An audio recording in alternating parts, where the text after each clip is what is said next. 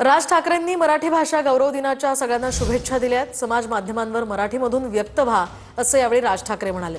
तर मराठीमध्ये ब्लॉग सुरू करा, पॉडकास्ट सुरू करा असं सुद्धा आवाहन राज ठाकरेंनी केलंय।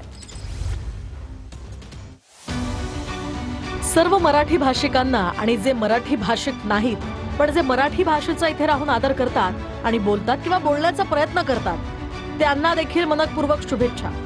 आज फक्त मराठीच नाही तर जगातील सगळ्यात स्थानिक भाषा ज्यांना स्वतःची लिपी आहे, 10,000 वर्षांपूर्वी शेतीचा शोध लागला आणि त्यानंतर जमीन ही मोठी शक्ती ठरली। औद्योगिक क्रांतीनंतर मशीन्स ही मोठी शक्ती वाटायला लागली।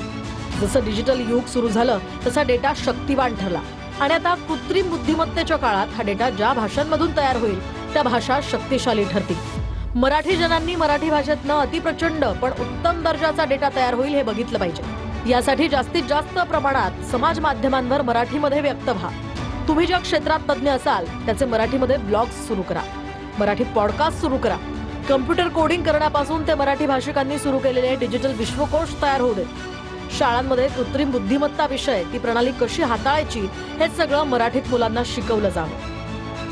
या सगळ्यातून मराठी भाषा ही डिजिटल जगातील ज्ञानाची वाहक बनेल आणि जितका मोठा डेटा या सगळ्या कृत्रिम बुद्धिमत्ता प्रणालींना मिळेल तितकी ही सर्व सॉफ्टवेअर्स उत्कृष्ट संधी मराठीत उपलब्ध करून देतील। कृत्रिम बुद्धिमत्तेमुळे अनेक नोकऱ्या कमी होतील अशी भीती सर्वत्र बोलली जाते। ती सार्थ असेल देखील, पण नक्की काय घडेल याचा अचूक अंदाज कुणीच व्यक्त करू शकत नाही। पण एक असं तंत्रज्ञान तुमच्या हातात आलं आहे जे आत्मसात केलं तर पारंपरिक उद्योगधंद्यांमध्ये काहीसा मागे पडलेला मराठी माणूस स्वतःच खूप मोठं साम्राज्य उभं करू शकेल।